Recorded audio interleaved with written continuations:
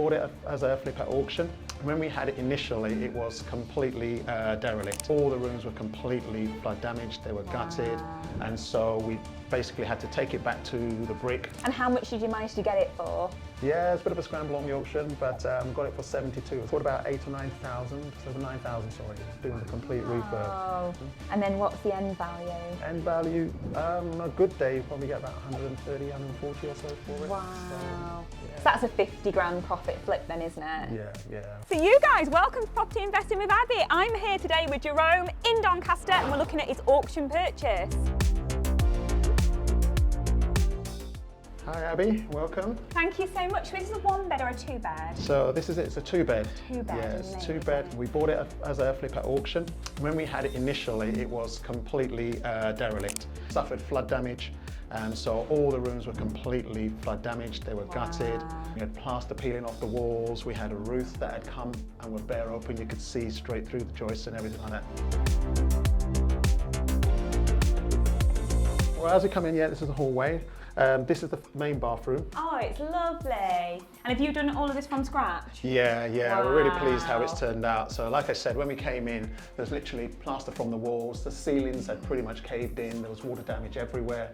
And so we basically had to take it back to the brick, replaster, let the plaster dry out, and basically, fitted a whole new bathroom suite. Brand new bathroom, WC, wash basin, pedestal, new lighting, and the tiling. And really nice. Yeah, really pleased with how the colour scheme and how it went out, how it came out in the end. Yeah, it looks lovely.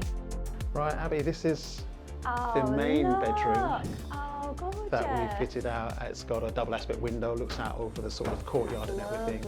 And again, this was completely bare, suffered with the flood damage and everything. So again, replastered, nice colour scheme on the paints at work, flattened the ceilings, floor coverings. This room's so nice with the two windows, the dual aspect. It really brings it alive. Thank you, yeah. This is one of the favourite rooms. I like this one anyway. Yeah, it's gorgeous. And it's not tiny, it's big, isn't it? That's a bonus, Quite often you get these flats with a really small bedroom and a 1.5, but this one, it's great. You can get a full double bed and everything. So yeah, it's a nice size,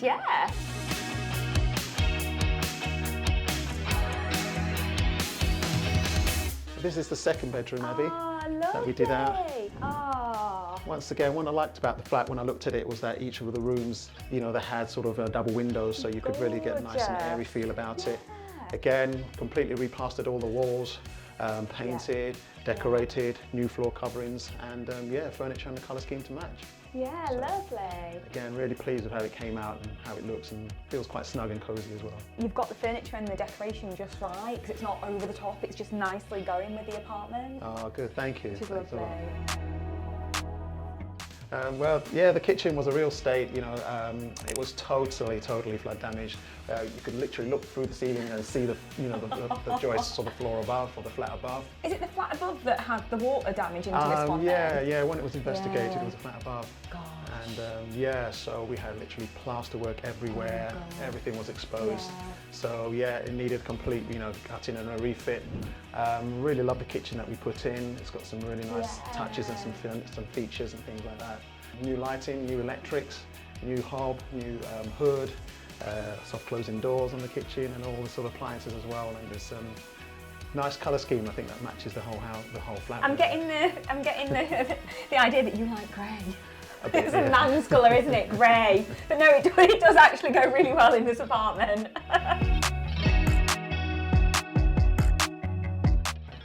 And then here we step into the lounge, Abby. Really lovely. Pleased with this final room of it. It's got these great big sort of Juliet doors going out, so you've got lots of natural light coming in, which we really want to keep. And you should have seen it. We had a massive, you could put your hand through the hole that was in the wall right there. You could look up to the ceiling and see it was a real mess.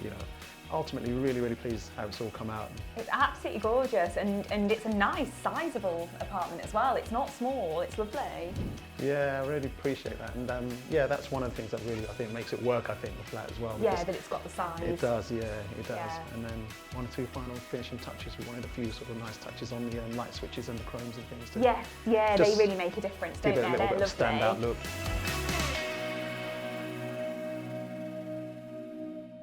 to Jerome. Why did you decide to get into property? I've always had a love for property, Abby, since I was back at uni. You know, I got my first property when I was a student. Yeah. And I think I bit the bug then, really. And it's always been something that's been in the background, always looked at it over time and things like that. And as I finished and sort of got married and grown up, gone on a bit more, I sort of got into it a lot more. So property is something that's always been an interest for me. Yeah. And it's just something that I've developed and taken on. Yeah. And what do you do as a day job? I'm a pharmacist. Pharmacist? So Amazing. behind the counter, down in the local boot store or whatever, giving the medicines and things. So this has always been like a side interest, as it were. But now it's become much more sort of focused. Yeah. And are you doing property because you don't want to be a pharmacist anymore, or will it be something that will be for retirement or for future? Yeah, it's a bit of both really, because I got into property as a way of sort of piquing my interest, but now it's developed because, you know, having a young family and everything, or say young, they're growing up now and things, you get to that stage where you want to sort of leave a legacy for them, and also you want to be able to, have a bit more freedom really. So it's been a lifestyle and legacy really. So tell me about this one. Why on earth did you buy this at auction? Right, well, I know Doncaster area a little bit because we used to live in Leeds for quite a while before I moved to Hertfordshire, and so used to come to Doncaster for the Touchstone monthly trainings and things like that. Yeah. So I started researching the area, used to locum around here a little bit, and so I found this one on auction. Yeah. And I knew the area was fairly good, was quite good, fairly central, good sort of transportation links and things like that. So it ticked all the right boxes with my due diligence really. And how much did you manage to get it for? Yeah, it's a bit of a scramble on the auction, but got it for 72. It was guided around 60 or something, so the final sort of price was 72,000. Oh, that's good. 72,000, and it's a two-bed flat, and it's in one of the nice areas in Doncaster, isn't it? What we would say. I'm glad about that. Yeah. Vesica's very nice. Yeah. yeah. And then how much did you spend on it? Altogether, I put about 8,000 or 9,000, just over 9,000, sorry, doing the complete refurb, which was including the new bathroom, kitchen. Yeah, including the new bathroom, new kitchen, all the floor coverings, the electrics and things. Did you do a lot of the work yourself? No, I didn't. Wow, not that brilliant. So that's managed amazing. Thank you. Return. Yeah, with some help from some Touchstone members, we had some recommendations and things like that. Managed to get some good deals on sort of new kitchens and new bathrooms and things like that. And then I spent another sort of couple of thousand on the furniture as well. So about 11,000, 12,000 total. Wow, so that's 84,000 all in then, and then including some fees and stuff. That's right, yeah. Say take it to about 90. And then what's the end value? End value, on a good day, you probably get about 130, 140 or so for it. Wow. So that's a 50 grand profit flip then, isn't it? Yeah. Yeah, because you always get more money when you sell it on market than what a RICS valuer, a bank valuer will give you. So I would say definitely 140,000, so 50 grand profit, wow. Yeah. It took us about 3 months in total, from start to finish, doing all the refurbs and everything, and getting it all set up and stuff. So pleased with that and pleased with the time frame, and the end valuation was good as well. Really good. And you've decided right now not to sell it. So what are you doing with the property? Yeah, I'm decided to hold on to it for now. Just see when the market settles a little bit with the rates and things. So did a slight pivot on the strategy and converted it into a service accommodation unit. Amazing. So I've listed it now, and it's doing really well. Now, before anyone says, yes, Doncaster is not the place to have a holiday let, but serviced accommodation can be holiday lets, or it can be corporate short stays. So what kind of visitors are you getting here? Yeah, it's mainly contractors, the corporates, the short stays and things like that. So that's working out well. We get people coming in to work in the area for a period of time, and so most of our bookings have been that, so really pleased. Yeah.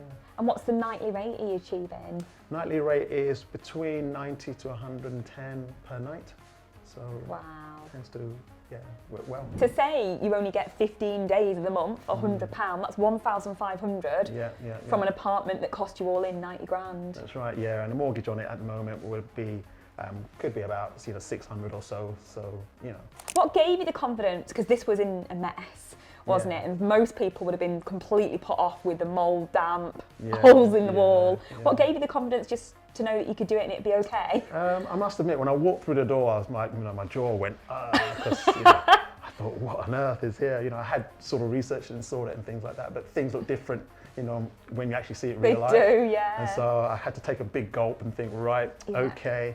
I began to draw upon the knowledge of all the things that we'd learned, on the course, being part of Touchstone and everything, and just really saw it as a challenge, really, and just decided I've got to push through it, use the knowledge, use the contacts, use your power team, all different things like that, and got the ball rolling. And can I ask you, because obviously you've done property for a long time since you were at uni, why did you decide to get educated and join the academy at Touchstone? Sometimes, there's a saying that you don't know what you don't know. I don't know if you've Very come across true. that, and that's what I found out for me. At the time, I only knew flips. I only knew sort of buy a property, refurb and things like that. But then when I began to sort of research it more and think that, there's got to be more knowledge out there, and I came across different, property education courses. I settled on Touchstone because it was one that offered sort of a broad range of all the different strategies, and I could really relate, to the things that were the presenters like yourself and Paul and the others, what they were sharing, their journey and things like that. And that really triggered something in me, because knowledge is the key. You can go by yourself for so long, but with the right knowledge, you can go even further. And joining Touchstone really just opened my eyes to the multitude of different strategies that there are, and made me realize, do you know what, I need to get educated. And there's a thing as well about investing in yourself. That's one of the things I've picked up as well. In so many different ways, your knowledge, you got to be prepared to sort of grow yourself. And develop your mindset, which is one of the things I got from Touchstone as well. So. And what would you say to anybody that's sat on the fence and been thinking for a long time, I'd love to do it, but they've not made that move yet? First of all, believe in yourself. Find yourself the right community, the right environment. Get alongside people that are doing what you're doing, because there are loads out there, and there's some really great, educational groups that you can be a part of, like this one. Get alongside and network with people that are doing what you're doing. And you find that you can actually do a lot more than you feel. If you're in the right environment with the right support, and then be brave, take that step. So what's been the most valuable piece of advice you've learned from the training or your mentor? I've had a lot of really great mentors on the Touchstone course. I have to say that every one of them has been absolutely brilliant, and they've often just told me about mindset. Really to work on yourself, to develop yourself, to invest in yourself. That's one of the things I've really picked up from them. And then when you go into property, if you've done your due diligence, if you've really sort of, researched the property, done the homework, then, it gives you the criteria to really, invest with confidence, not emotionally or anything like that, but really just, see the numbers and be able to process it and see, yes, that works, no, it doesn't, and find the right, the right project really. I think that's a great tip.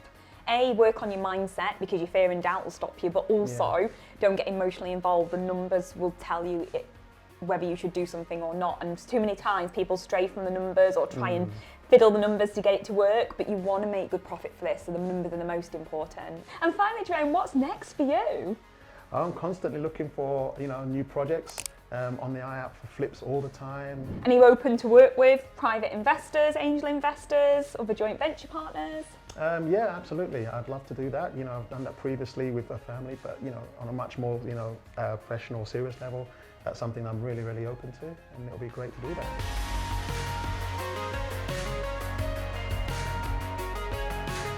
Oh, well, thank you so much, Jerome. What an amazing project. You should be so proud, and I cannot wait to see what you do next. Thank you, Thank you for having me. Thanks for coming. Thank you. It's been great. See you later. Bye-bye now. So I have really enjoyed being here with Jerome, the pharmacist who does property as well. And what a cracking deal. He's created 50 grand of value so we can flip it off and make 50 grand. Or right now he's running it as SA and making £100 a night. Even at 50% occupancy, that's 1,500, and his mortgage is about 500-600. What an incredible deal, and what a difference from mould, holy walls to what it is now. Thank you for watching today's episode of Property Investing with Abi. If you haven't already, subscribe to the channel, like this video, let me know what you think. And you heard Jerome's tip, get educated, because you don't know what you don't know.